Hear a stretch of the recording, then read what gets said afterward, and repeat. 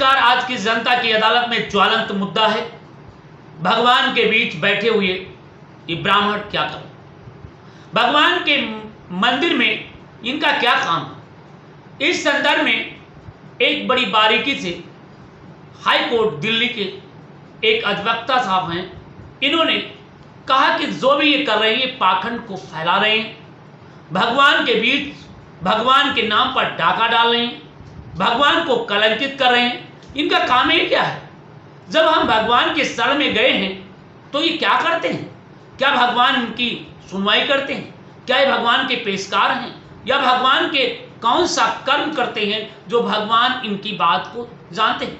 क्या भगवान कभी इनसे मिलने आते हैं, या मिलने आते हैं तो फिर हमें क्यों नहीं मिलने देते?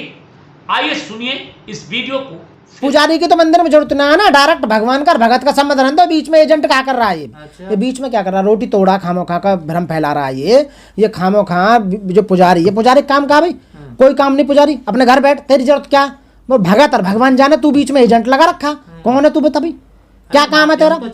तेरा काम क्या? भगवान को कपड़ा उतारेगा, कपड़ा पहराएगा भगवान को, मैं पोछा लगाएगा या झाड़ू लगाएगा या वो खाने को मांगेगा? तो बोझ किस पर बना हुआ है? वो जनता पे तो बोझ बनना है या 20 करोड़ साधु से खेलते हैं आप लोग। कौन कौन कौन कौन खिला भी हिंदू की भावना से? भावना कौन सी है भाई? आपको पैसा मिलता है ना, भावना कैसी होती है तो बताओ जरा, कैसी भावनाएं हैं? हमें तो पता चला इनकी भावना बड़ी जल्दी हो जाओ भाई। हिंदू देवी देवताओं का अपमान करते हैं आप लोग। कौन सा देवता का अपमान कर रहे हैं? और अभी करने रहे हैं आप तो यदि देवता का अपमान हो तो देवता अपने आप देगा सजा। तू कौन है सजा देने वाला भाई? दूसरों का धर्म पत्नी। मैं कह रहा हूँ जितने भी देवी देवता हैं, यदि उन्हें कोई गाली देता है उनकी भगवानों की, तो भगवान अपना आप उसे दंडित करेगा। तू बीच में कौन है भाई? पुजारी तू, बाबा जी रोटी तोड़ा मोढ़ा, तू कहाँ ले गए उसमें? बता तेरा क्या मतलब है भाई?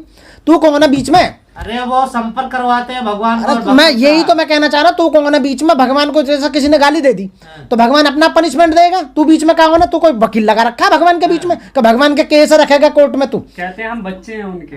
और हम, और जो गाली देने वाला वो कौन है? उनावा का बच्चा। पूरी दुनिया भगवान का बच्चा है ना, जो गाली दे रहा है वो भी भगवान का बच्चा, और जो बीच में तू भी जो किसी का बच्चा से, तू भी भगवान का बच्चा है ना। तो सारी दुनिया में कण कण में भगवान है, हर जीव में भगवान है, तू बीच में किन्ने लगा लिया? FIR होगी, जेल जाओगे। कोई बात ना, मैं देख लूंगा अपना, आप डोंट वरी। विधर्मी लोग हैं आप। विधर्मी? हम कैसे विधर्मी भाई? धर्म के खिलाफ बोलते हैं। धर्म के खिलाफ हम क्यों बोलते? धर्म के खिलाफ तो तू कर रहा, तू बहका रहा दुनिया भर को।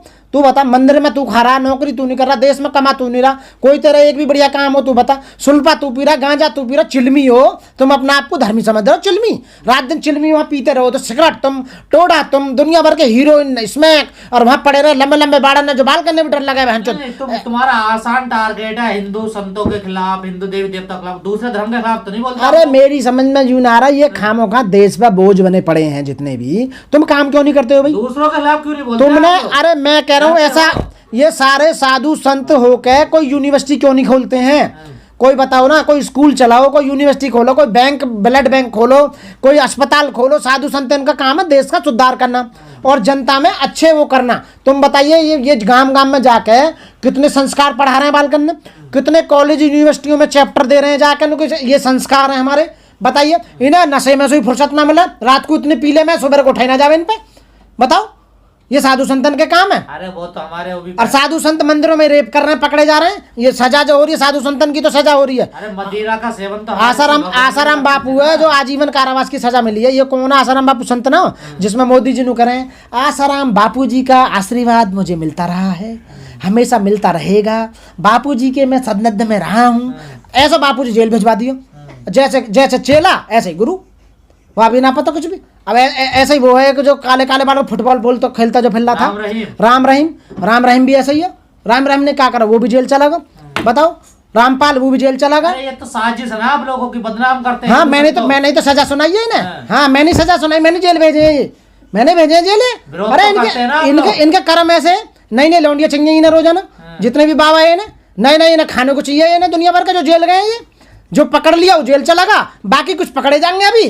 अभी गवर्नमेंट बदल जाओ, सारे जेल में जाएंगे जितने भी जो कर्म कर रहे हैं। किसकी तरफ इशारा है? ये जितने भी कुकर्म कर रहे हैं सबकी बात कर रहा हूँ मैं। अभी तो छोला ओढ़ रखा है ना, अभी तो गवर्नमेंट ने जो है ना अभी थोड़ा आशीर्वाद दे रखा है। गवर्नमेंट हटते पता लग जाएगी कहाँ से ऐसे आपको विरोध करने। अच्छा एक बात बताइए, इन बाबा ने जितने भी बाबा, हमारा आदित्यनाथ योगी जी हैं, गोरखनाथ पीठ के वो संत महंत है वो, तो भाई तो मैं पूजा पाठ करने के लिए भेजा था, वो महंत मंदिर पर बनाने को भेजा, क्या सीएम बनने को भेजा है? तुम्हें सीएम बनने की क्या जरूरत थी भाई? बाबा जी को सीएम बनने की जरूरत क्या है? योगी आदित्यनाथ को मुख्यमंत्री बनाने की जरूरत ही नहीं थी, ना उसे संसद में भेजने की जरूरत थी। अरे भगवान से अपना तार लगाता, अपने स्वर्ग में जाता, जो भी है भगवान से पूजा कर, जो कुछ कर। सेवा कर रहे हैं ना जनता की। तो जनता की सेवा, भगवान की सेवा छोड़ के जनता की सेवा में आ गया, तो इसका मतलब ये प्रूव हो चुका है कि मंदिर में कुछ नहीं रखा। जब तो तुम यहाँ आए हो बनने के लिए, कुछ करने के लिए। कह रहे हैं योगी जी के सीएम बनने के बाद यूपी में रामराज आ गया। रामराज का हमने तो राम एक दिन दिखाई दिया हमें, तुम्हारा राम घूमते ही ना नजर आया कोई भी राम, हमें तो योगी आदित्यनाथ ही नजर आ रहा। बताओ ना राम ने कहाँ दर्शन दिए, बताइए। अरे तो भगवान के नाम पर ये कौन हो मैं? अच्छा एक बात बताओ, इनका डायरेक्ट संबंध है क्या भगवान से? इनके डायरेक्ट कॉन्टैक्ट हैं, डायरेक्ट इनके फ़ोन पर बात होती हैं, या भगवान इन्हें रात को कुछ कह जावे है? इनका मतलब क्या? भगवान के नाम पर केवल ये अंधविश्वास फैलाने का काम कर रहे हैं और लूटने का काम कर रहे हैं। भगवान के नाम पर ये पैसा लेते हैं और इनका कुछ काम। दोस्तों ने वीडियो को देख लिया होगा, वीडियो को सुन भी लीजिए, सुना भी होगा। देखिए किस तरीके से अधिवक्ता महोदय ने पाखंडी पुजारी को लताड़, करे बेकार बैठे हुए मंदिर में गरीबों का, जो मजलूमों का, बेसहारा लोगों का, जो बेचारे कमा के ले जाते हैं, उन्हें बरगलाते हैं, उनसे धन ऐंठते हैं, सोना चांदी चढ़वाते हैं, पैसा चढ़वाते हैं, मिठाई चढ़वाते हैं, वो अपनी तिजोरी में रखते हैं। भगवान के पास कुछ भी नहीं जाता। इसलिए ऐसे पाखंडियों के चक्कर में ना पड़े, ऐसे पाखंडियों के पास ना जाएं। भगवान तो तुम्हारे अंतर आत्मा में है। भगवान तो घट घट व्यापी है, सर्वव्यापी भगवान है। अगर किसी के भगवान कहने पर होता तो उसके मुताबिक काम करता। भगवान इनके पास होता तो ये कभी दिखते, इनके मिलते, मगर ये केवल आपको भ्रम में डालते हैं। आपकी दौलत जो है, आपकी कमाई हुई पैसे पर ही मौज करते हैं।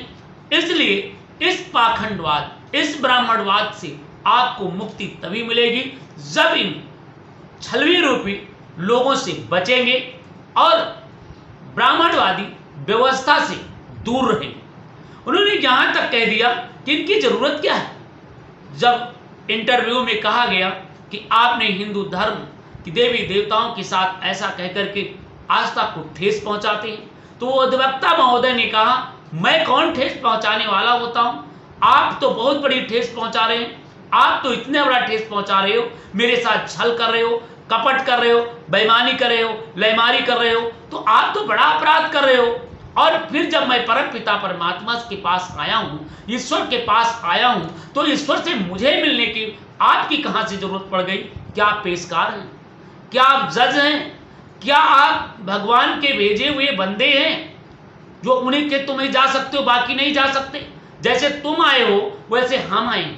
इस तरीके का वकील साहब ने बखूबी जम करके पाखंडियों की क्लास ली। और जरा देखिए, इस क्लास के बाद आपके दिल में एक प्रश्न जरूर उठता होगा कि भगवान आपके हृदय में है, भगवान आपको बराबर सब चीज देते हैं, कहीं से आप ऊंच नीच नहीं हैं।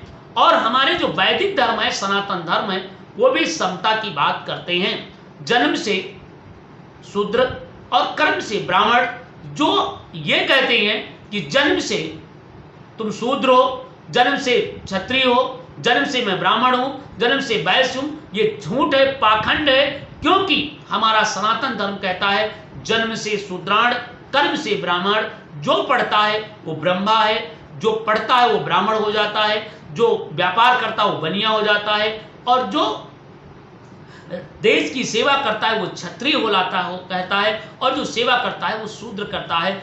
इस तरीके की जाति नहीं बल्कि वर्ण व्यवस्था थी। मगर तथाकथित कुछ चतुर पाखंडी तथाकथित ब्राह्मणों ने जातवाद का जहर घो करके हमें, कुछ लोगों को नीचा, कुछ लोगों के उससे नीचा, कुछ लोगों से उससे ऊंचा, कुछ लोगों से उससे ऊंचा, और अपने आप को ब्राह्मणवाद की सेवा कराने के लिए अपना पोपरंडा गाल बनाया है और हमारा आपका शोषण करते हैं। तो दोस्तों, इन पाखंडवाद से बचे रहें और अपने परिवार, अपने बच्चों को भी बचाए रखें। आज के वीडियो में बस इतना। बने रहिए, देखते रहिए। ये कोई मेरे निजी राय नहीं है, क्योंकि सोशल मीडिया पर तेजी से वायरल हो रहे वीडियो को जनता के बीच रखना जनता की अदालत का कर्तव्य समझा। इसलिए मैंने रखा हूं। अगर आपको कोई भी कुछ कहना चाह रहे हैं तो कृपया कमेंट बॉक्स में जरूर बताएं मैंने सही कहा हूं या गलत कहा हूं। और मैं क्षमा चाहता हूं अगर किसी की बात को दिल में ठेस पहुंची है तो मैं उन सज्जनों को भी क्षमा चाहता हूं सज्जनों से। और मैं चाहता हूं कि ब्राह्मणवाद को खत्म करके जिस तरीके से हमारा वैदिक सनातन धर्म कहता है उसी तरीके से सभी बराबर हैं। ब्राह्मण, क्षत्रिय, वैश्य, शूद्र ये केवल कर्म के अनुसार हैं। जन्म से सभी शूद्र होते हैं। अगर कोई पुजारी है तो मंदिर का पुजारी शूद्र भी हो सकता है, चाहे वो राम का हो, चाहे कृष्ण का हो, चाहे जिसका मंदिर का हो। अगर कोई वेद पढ़ लेता है तो वो पंडित है, अगर वो व्यापार करता है तो बनिया है। वो जन्म किसी भी उसमें है, वो तो जन्म से सभी शूद्र हैं तो उसमें शूद्र है। और जो जैसा कर्म करता है उसी के हिसाब से वो पाता है, उसी के हिसाब से वो श्रेणी में रखा गया है। तो अगर इस बात को मानने के लिए तैयार हैं तो बहुत अच्छा है और हम सभी लोग